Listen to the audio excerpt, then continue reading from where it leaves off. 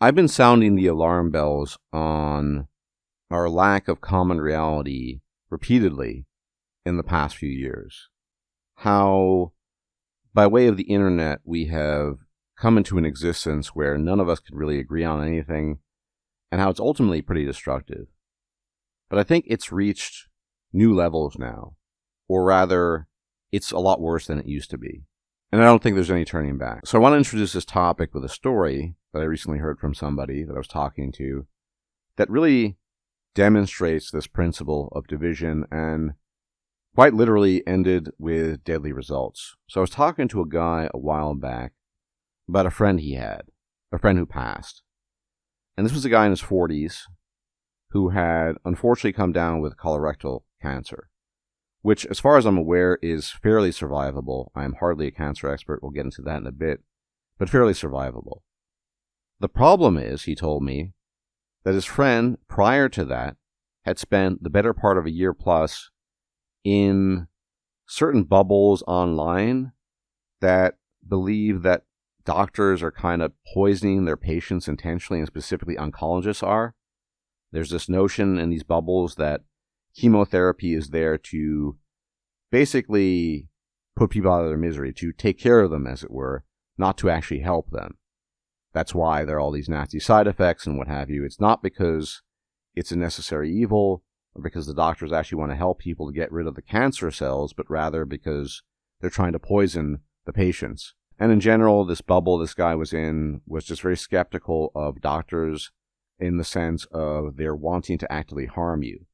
Now, I'm fully on board with the idea that a lot of doctors are incompetent and inattentive and can cause a lot of harm. I've had some bad experiences with doctors repeatedly, but generally speaking, I don't think there is a doctor-wide conspiracy, for lack of a better word, to poison or harm their patients, generally speaking. But this guy had got caught up in this bubble and then unfortunately come down with a form of fairly survivable cancer and rejected every intervention that the traditional medicine wanted to apply to him because he knew, air quotes, that the doctors wanted to poison him with their chemotherapy and other applications, and oncologists are in fact evil, and they're trying to eliminate cancer patients rather than eliminate cancer.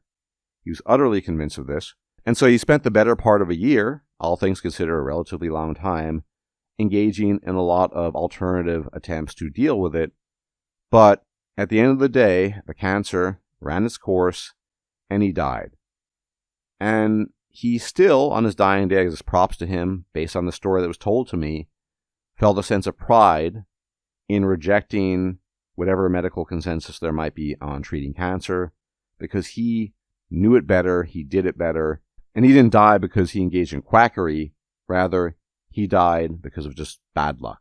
Now, I'm relating this story to you because it's a particularly tragic version of what happens when you exist in an internet bubble to a degree where it's not just you disagree with people about whatever, about the inflation rate or immigration or whether or not vanilla or chocolate is a better flavor. No, you disagree about what basically could save your life, and you jeopardize that, and that's it.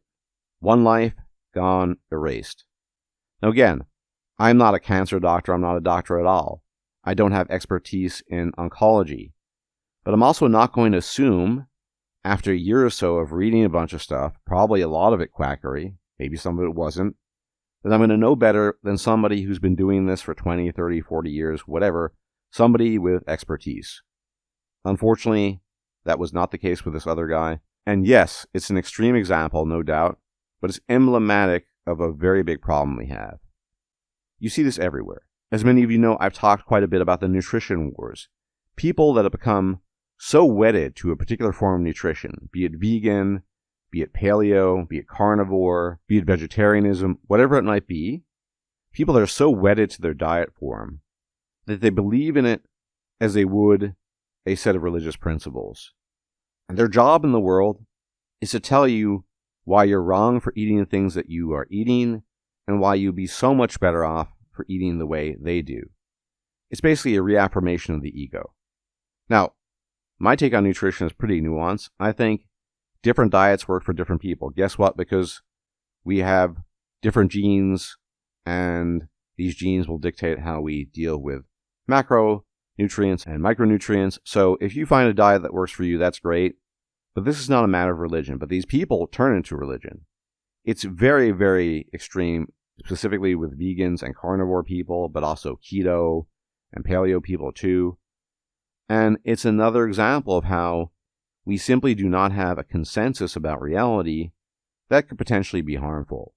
Because what if you hear some guy preaching about the joys of one form of diet that is not good for you, and you waste time, months, maybe years, practicing the diet because it is the chosen diet of the gods, so to speak, and you end up harming yourself in the process? That's the danger that we're currently in when it comes to this general, total lack of consensus on knowledge, right? Because knowledge is powerful. As I talked about before, in some cases, a lack of knowledge can actually eliminate your life. And I think we're going to reach a stage soon where you and I and other people look at the sky on a sunny day and it looks blue to us, and there'll be some people next to us claiming, no, it's not blue, it's yellow. And the other guy will say it's red. And there'll be nothing you can do to convince them otherwise.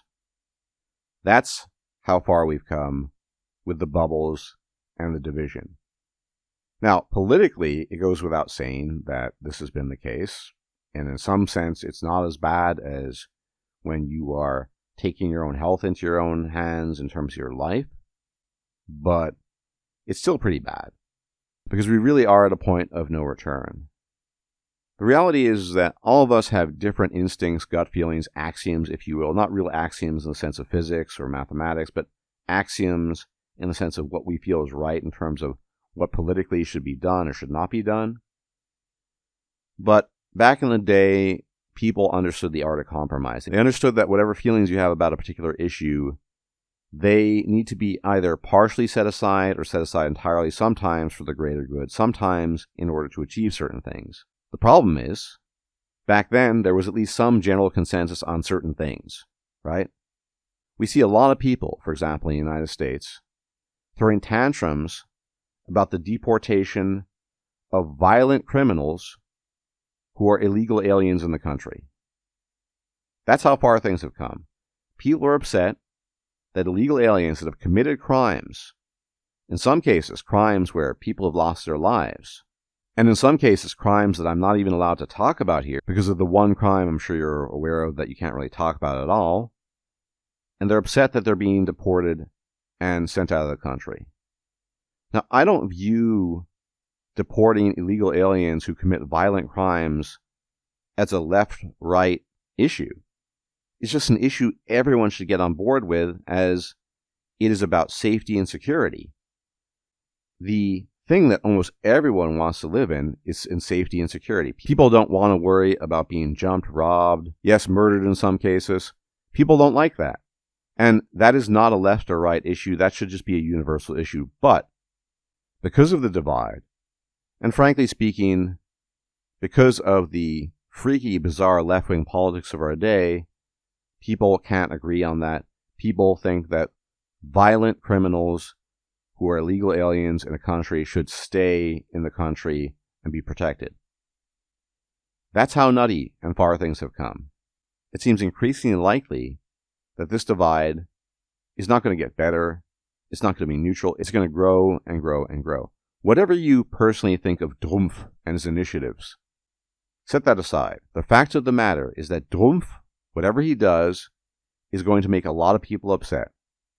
And their instinctual gut reaction to that will be to push back against anything he does, even if what he does is technically a good thing, like getting rid of violent illegal aliens that have harmed people.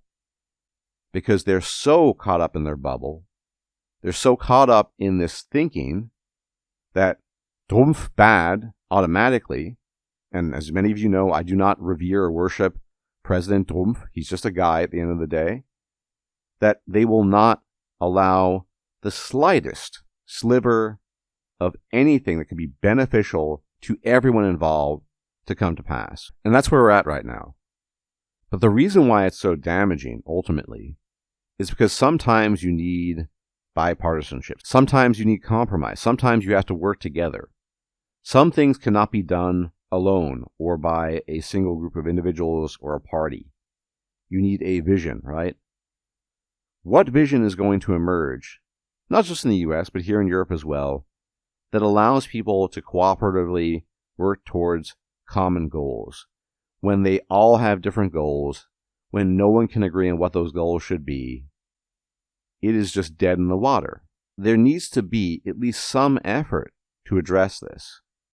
Instead, politicians, people in power, and the rest of us, we're just living in our bubbles. And we continue to persist in our bubbles because it's more convenient, it's more comfortable, and we don't want to deal with opposition necessarily. I certainly don't. And by opposition, I mean, I don't want to get into arguments. I have talked to so many people by now that I know that if I offer my views on something, regardless if they're reasonable or rational, or even if I can provide studies, they will be upset, they won't agree, and they will label me as an evil, bad person. Case in point, when people talk about gender relations and statistics, or mating and dating strategies, and I can literally produce studies, they will deny it, right? The denial of human biology in terms of its application and its influence on human psychology. No, everything is social, everything's environmental, blah, blah, blah. Yeah. Am I really going to engage with somebody like that, who's so ideologically attached to the idea that everything we do is a social construct, and that there are no differences between men and women, biologically, psychologically, etc., that millions of years of mammalian evolution have left no impact whatsoever? No. But the reason I won't engage with that person is because I've tried many times, and it doesn't work. Ideological capture is a hell of a drug. And the problem I see is that it's like a boxing match at this stage. A pendulum, sure. It's always been a pendulum. But Trump is doing the things that he wants to do, the things that he says he was going to do, I guess. And a lot of people are cheering him on. It's universally a good thing to get rid of violent illegal aliens. I don't know why that's a point of debate or discussion. Full stop. But because of the boxing contest, the punching contest we're currently in, I have no doubt that down the line, people who are progressives and left-wing will push again for the reintroduction of more sanctuary cities, more violent illegal aliens, etc., among many other issues. And in this sense, nothing can ever get done. And we cannot agree on basic stuff. Imagine this, again, nobody wants to live in the presence of violent criminals. They don't. And yet, we are debating this. People are trying to protect people that have taken other people's lives. It's just nuts. Absolutely nuts. But that's where we're at right now. I think at the end of the day, the best thing that we can do as individuals is try to stay informed. Try to rein in your biases. I know I try to. I have my biases. I'm a human being as much as possible. And try to stay grounded. Don't take anything as gospel. Don't take anything I say as gospel. I'm just a dude at the end of the day. And listen to as many sides as possible. Sometimes certain sides spout nonsense, it's true. But sometimes there might be nuggets or gems of wisdom and information there. And allow yourself to absorb as much information as possible. Anyway, as always, thank you for tuning in. Many special thanks to my very generous patrons and donors on PayPal. You guys are the best. Without you, the channel simply could not exist. If you can hit the bell icon to be informed of my videos, it would be much appreciated. And if you can engage in the usual YouTube jazz of liking the video, subscribing, leaving a comment, sharing it with people, it would be much appreciated. Until the next time, if I'm still alive, I'll check you out then. Until then, may the gods truly watch over you. Bye-bye for now. If you liked this video, please like, share, and subscribe. And if you enjoy my content, please consider making a donation or becoming a patron. Thanks for watching.